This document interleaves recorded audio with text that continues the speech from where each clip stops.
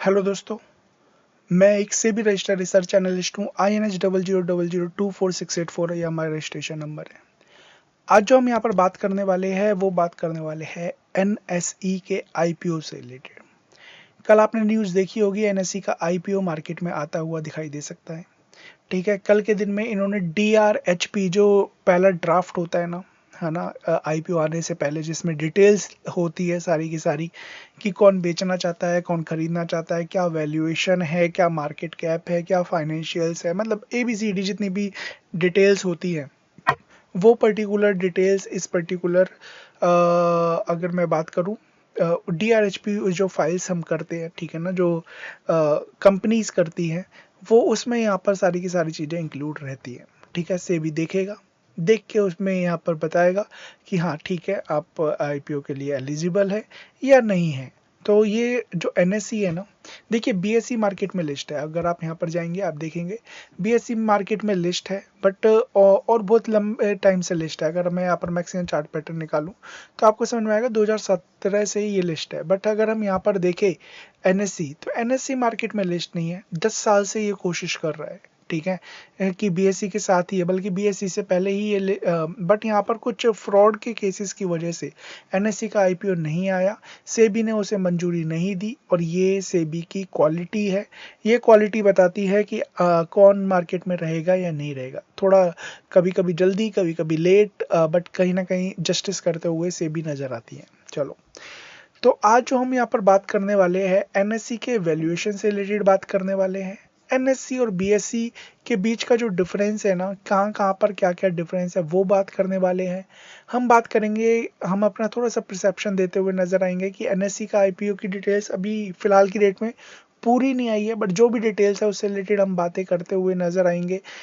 और जब एक बार पूरी डिटेल DRHP की आ जाएगी से भी हमारी तब हम बात करेंगे कि यहाँ पर एग्जैक्टली पैसा लगाना चाहिए या नहीं। तो हम आगे बढ़ेंगे, जानेंगे, बट उससे पहले रिक्वेस्ट है, आप हमारे channel I am small cap investor को सब्सक्राइब कर लीजिए, बेल आइकन को हिट, ऑल के नोटिफिकेशन को ऑन करिए। बाइंग सेलिंग की रिकमेंडेशन नहीं है, चीज़ें सीखनी है, समझनी है, उसके लिए वीडियोस है। आपको काफ़ी कुछ यहाँ पर सीखने को मिलेगा। साथ में आप क्या कर सकते हैं, आप हमारे flexicapresearch.com पे जाके हमारी प्लान्स देख सकते हैं, हमारा मेथड देख सकते हैं। ठीक है ना, आप मेरे बारे में जान सकते हैं, हम किस तरीके से काम करते हो उसके बारे में जान सकते हैं। ठीक है, आप हमें सोशल मीडिया पे फॉलो कर सकते हैं। ठीक है, आप हमारे प्लान्स जो 1100 रुपये से शुरुआत है, हमारे कोर्सेज जो बड़े सस्ते हमने जस्ट बिकॉज ऑफ हमसे भी रजिस्टर्ड हो गए थे, तो हमने यहाँ पर आधे से भी ज़्यादा प्राइस अब कम कर दिए। हमने यहाँ पर स्विंग ट्रेड यहाँ पर कराते हुए नजर आ रहे हैं। स्विंग ट्रेड में 31,000 रुपये में अनलिमिटेड, 3100 रुपये मंथली बेसिस पे अनलिमिटेड शेयर्स हम यहाँ पर प्रोवाइड करते हैं। लॉन्ग टर्म डुअल स्ट्रेटेजी जो भी आप चाहो सब कुछ आपको यहाँ पर मिलता हुआ नजर आएगा। तो आप 8860540501 या ये लिंक flexicapresearch.com ये आप डाल दीजिए, या फिर लिंक पे आप जाइए, क्लिक करिए, सब कुछ डिटेल्स आपकी वहाँ मिल जाएगी। आगे बढ़ते हैं, थोड़ा सा हम बात करते हैं NSE के IPO से रिलेटेड। सबसे पहले कुछ चीज़ें जान लेते हैं NSE के बारे में कि NSE एग्जैक्टली है क्या। ठीक है ना, जैसे कि आप हमारी मार्केट में दो तीन जैसे BSE है। ठीक है, BSE में आप स्टॉक्स का ट्रेड कर सकते हैं। ठीक है ना, आप डेरिवेटिव, कैश, फ्यूचर ऑप्शन जो भी करना चाहते हैं वो कर सकते हैं, same as it is NSE में कर सकते हो। और एक है MCX, ठीक है ना, जो कि कमोडिटीज के लिए है। ठीक है, जहाँ पर आप क्रूड, गोल्ड, सिल्वर, है ना। तो हमारे पास 3 एक्सचेंज अभी फिलहाल की डेट में, एक एक्सचेंज और मार्केट में आता हुआ दिखाई दे रहा है। ठीक है, वो अभी नहीं आया, जैसे ही आएगा उससे रिलेटेड ही बात करेंगे, बट स्टिल वो छोटा है। जो बड़े हैं, ठीक है, उसकी बात कर लेते हैं। BSE है और BSE से भी बड़ा यहाँ पर NSE है। तो अगर आप यहाँ पर देखेंगे क्या क्या यहाँ पर एग्जैक्टली NSE ला रहा है, तो सबसे पहले आप देखिए लगभग 14.89 करोड़ शेयर्स यहाँ पर क्या होंगे, ऑफर फॉर सेल में जाएंगे। ऑफर फॉर सेल का मतलब क्या होता है? ऑफर फॉर सेल का मतलब है कि NSE देखिए अभी सेकेंडरी मार्केट में आ रही है। ठीक है, बट इससे पहले एक प्राइमरी मार्केट होती है। प्राइमरी मार्केट क्या होता है? जहां पर बहुत सारे शेयर लिस्टेड है, ठीक है, बट वो स्टॉक मार्केट में ट्रेड करने के लायक नहीं है। जैसे कि हम बात करें चेन्नई, आपने जितनी भी आईपीएल्स की टीम है वो प्राइमरी मार्केट में है, बट यहाँ पर सेकेंडरी मार्केट में नहीं है। तो सेम एज इट इज़ ये प्राइमरी मार्केट में है बट सेकेंडरी मार्केट में अभी नहीं है, और सेकेंडरी मार्केट में आने के लिए उसे कुछ शेयर को देना होगा। ठीक है, और देने के लिए जिनके पास पहले से शेयर है, जो अच्छे खासे प्रॉफिट पे बैठे होंगे या लॉस में बैठे होंगे, जिस पे भी बैठे होंगे, ठीक है, मैं एनएससी की बात नहीं कर रहा हूँ, मैं हर एक शेयर की बात कर रहा हूँ। तो वो अगर चाहते हैं कि हाँ मैं यहाँ पर अपना शेयर बेच दूं, या शुरुआत से जो कंपनी के साथ है और अच्छा खासा प्रॉफिट हो गया, चाहते हैं कि हाँ चलो मैं अब यहाँ पर शेयर बेच देता हूँ, तो वो ही बेचना चाहते हैं। तो 100% OFS है, कोई भी नए शेयर इशू नहीं किए जा रहे। तो मतलब क्या, एग्जिस्टिंग जो कंपनी के पास शेयर है वो बेचेंगे, लगभग 14.89 करोड़ शेयर बेचे जाएंगे, और वो शेयर आप, मैं, ठीक है, या जो भी अप्लाई करेगा, जितने भी डीआईज होंगे वो अप्लाई करेंगे, एफआईज होंगे जो अप्लाई भी करेगा, ठीक है ना, उन्हें वो शेयर मिलते हुए नजर आएंगे on the basis of allotment. Issue size की बात करें तो लगभग 30,000 करोड़ का यहाँ पर ये इशू साइज आएगा, एक बहुत बड़ा आईपीओ होने वाला है। वैल्यूएशन की बात करें तो 5 लाख करोड़ के आसपास की एक वैल्यूएशन इसकी नापी गई है, उसके बेसिस पे ये आ रहा है। तो देखिए इसकी वैल्यूएशन 5 लाख करोड़, और बीएससी पे हम जाएंगे तो लगभग मार्केट कैप 1,64,000 करोड़ के आसपास है। तो इस चीज को समझिए कि कितना बड़ा है। की सेलर की बात करें जो यहाँ पर बेच रहे हैं अपने शेयर ओएफएस के थ्रू, एसबीआई। एसबीआई एक बहुत बड़ा लार्जेस्ट सेलिंग शेयर होल्डर होगा इसमें, जो सबसे ज़्यादा बेचेगा, सबसे ज़्यादा शेयर्स यही बेचता हुआ नजर आएगा। Joint by other major institution, जैसे कि बात करें Tiger Global, Temasek and CPPI भी, ये कुछ लोग हैं जो इंस्टीट्यूशंस हैं, ठीक है, जो यहाँ पर अपने शेयर बेचते हुए नजर आएंगे। तो सारा का सारा ओएफएस होने वाला है, कोई भी पैसा एनएससी के पास नहीं जाएगा, सीधे इनके पास जाता हुआ नजर आएगा, जो मैंने नाम बताया है, और भी जो दूसरे नाम है वो, ठीक है ना। The exchange will not raise any fresh capital, जो कि मैं बता चुका हूँ। All proceed go to the existing shareholder, जो ये भी बता चुका हूँ, ठीक है ना। तो ये होने वाला है ओएफएस, सबसे बड़ी बात तो ये है, ठीक है। अब बात करेंगे कि बीएससी और एनएससी, ठीक है, दोनों में से अच्छा कौन, ठीक है, दोनों में से बेहतर कौन, वो जानते हुए नजर आएंगे। तो सबसे पहले बीएससी एनएससी को समझ लीजिए। बीएससी क्या है, बॉम्बे स्टॉक एक्सचेंज, ठीक है।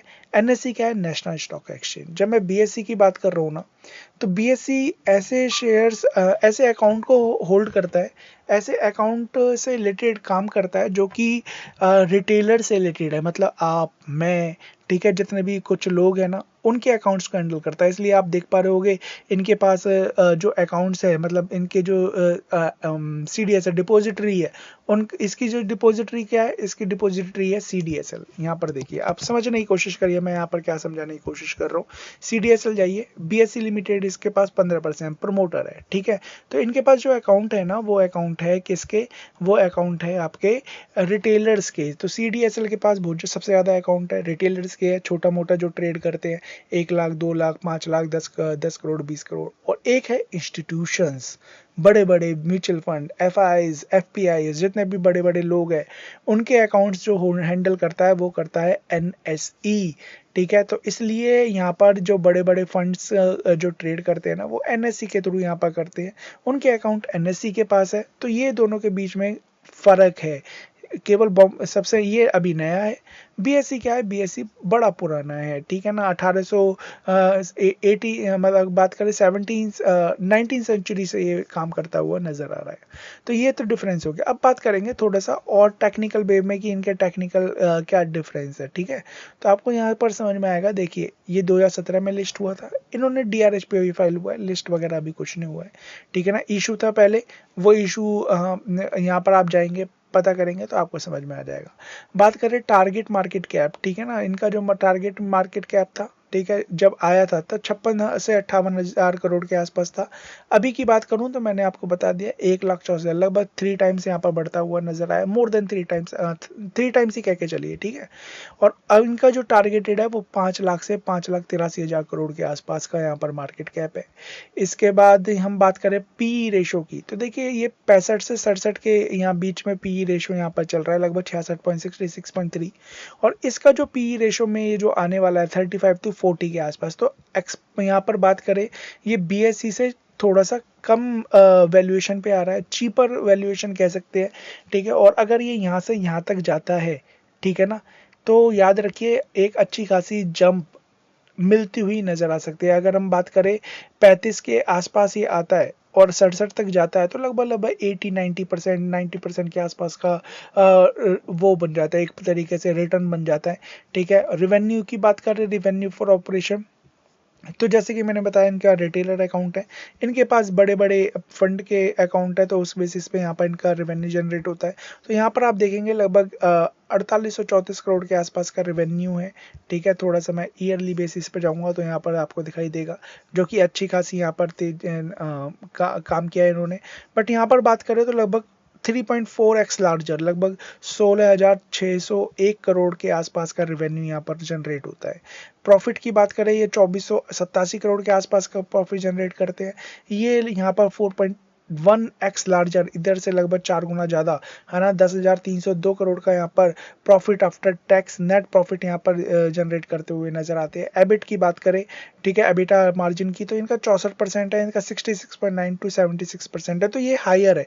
तो मोस्टली हर एक केसेस में आप यहाँ पर देखेंगे, ठीक है, आपको यहाँ पर समझ में आएगा कंपनी का वैल्यूएशन वाइज एक सस्ता है, कंपनी का प्रॉफिट वाइज सस्ता है, मार्जिन वाइज सस्ता है। तो हर तरीके से यहाँ पर ये एनएससी का जो आईपीओ आने वाला है ना, वो अच्छा आता हुआ दिखाई दे रहा है। एक बार इनकी डिटेल्स आएगी, मैं दोबारा वीडियो बनाने की कोशिश करूंगा, तब और तरीके से समझाऊंगा कि इनका जो पी रेशो है कि 35 पे आ रहा है, 40 पे आ रहा है, या फिर और ज़्यादा महंगा होता हुआ नज़र आ रहा है।